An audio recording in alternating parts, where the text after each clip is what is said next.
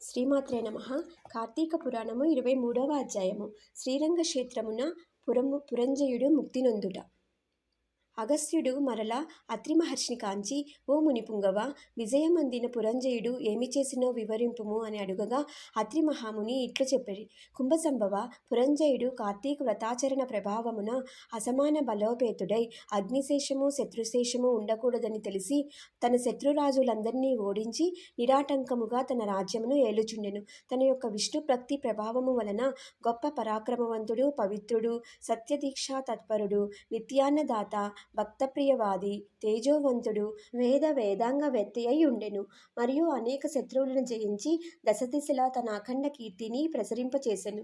శత్రువులకు సింహస్వప్నమై విష్ణు సేవా దురంధరుడై కార్తీక వ్రత ప్రభావమున కోటికి పడగెత్తి అరిషడ్వర్గములను కూడా జయించిన వాడై ఉండెను. ఇన్ని ఏళ అతడిప్పుడు విష్ణు భక్తాగ్రేసరుడు, సదాచార సత్పురుషులలో ఉత్తముడు అయినను తనకు తృప్తి లేదు. ఏ దేశమున, ఏ కాలమున, ఏ క్షేత్రమున, ఏ విధముగా శ్రీహరిని పూజించిన కృతార్థుడగునని ఆలోచిస్తూ ఉండగా ఒకనాడు అశరీరవాణి, పురంజయ, కావేరీ తీరమున శ్రీరంగ క్షేత్రమున్నది. దానిని 2వ వైకుంఠము అని పిలిచెదరు. నీవు అచ్చటకు ఏగి శ్రీరంగనాథ స్వామిని అర్చింపుము. నీవు సంసార సాగరమును దాటి మోక్షప్రాప్తిని పొందుదువు అని పలికెను. అంతటా పురంజయుడు అశరీరవాణి వాక్యములను విని రాజ్యభారమును మంత్రులకు అప్పగించి సపరివారముగా బయలుదేరి మార్గమధ్యమున పుణ్యక్షేత్రములను దర్శించుచు, ఆయా దేవతలను సేవించుచు, పుణ్యనదులలో స్నానము చేయుచు శ్రీరంగమును చేరుకొనెను.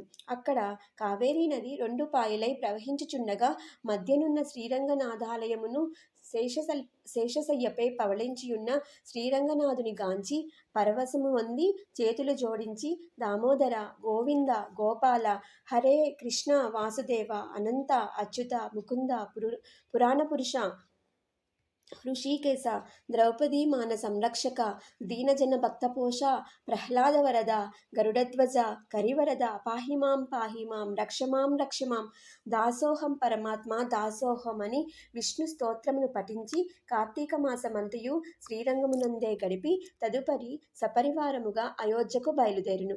పురంజయుడు శ్రీరంగనాథ స్వామి సమక్షమున కార్తీక మాసములో చేసిన వ్రత మహిమ వలన అతను రాజ్యమందలి జనులందరూ సిరి సంపదలతో, పాడి పంటలతో, ధనధాన్యములతో, ఆయురారోగ్యములతో నుండిరి. అయోధ్య నగరము దృఢతర ప్రాకారములు కలిగి, తోరణ యంత్ర ద్వారములు కలిగి, మనోహర గృహ గోపురాదులతో చతురంగ సైన్య సంయుతమై ప్రకాశించుచుండును. అయోధ్య నగరమందలి వీరులు యుద్ధ నేర్పులై, రాజనీతి కలవారై, వైరి గర్భ నిర్భేదకులై, నిరంతరము విజయశీలురై, అప్రమత్తులై ఉండిరి. ఆ నగరమందలి అంగనామణులు హంసగజగామినులు పద్మపత్రాయతాలోచనులు అయి విపుల శోణిత్వము, విశాల కటిత్వము, సూక్ష్మ మధ్యత్వము, సింహ కుచపీనత్వము కలిగి రూపవతులనియు, శీలవతులనియు, గుణవతులనియు ఖ్యాతి కలిగియుండిరి.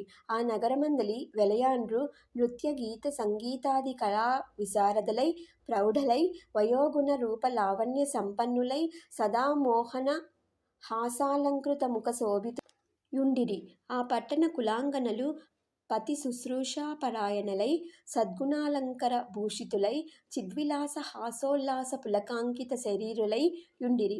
పురంజయుడు శ్రీరంగక్షేత్రమున కార్తీక మాస వ్రతమాచరించి సతీ సమేతుడై ఇంటికి సుఖముగా చేరెను.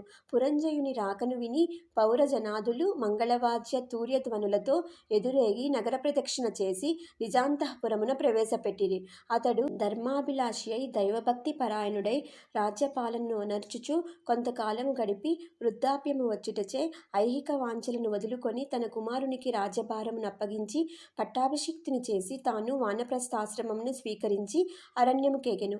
అతడా వానప్రస్థాశ్రమందు కూడా ఏటేటా విధి విధానముగా కార్తీక వ్రతం ఆచరించుచు క్రమక్రమముగా శరీరము ఉడుగుటచే మరణించి వైకుంఠమునకు పోయెను. కావున ఓ అగస్త్య, కార్తీక వ్రతము అత్యంత ఫలప్రదమైన మాహాత్మ్యము కలది. దానిని ప్రతివారు ఆచరించవలెను. ఈ కథ చదివిన వారికి, చదివినప్పుడు విన్నవారికి కూడా వైకుంఠ ప్రాప్తి కలుగును. ఇట్లు స్కాంద పురాణాంతర్గత వశిష్ఠ ప్రోక్త కార్తీక మాహాత్మ్యమందలి 23వ అధ్యాయము 23వ రోజు పారాయణ సమాప్తము. శ్రీమాత్రే నమః.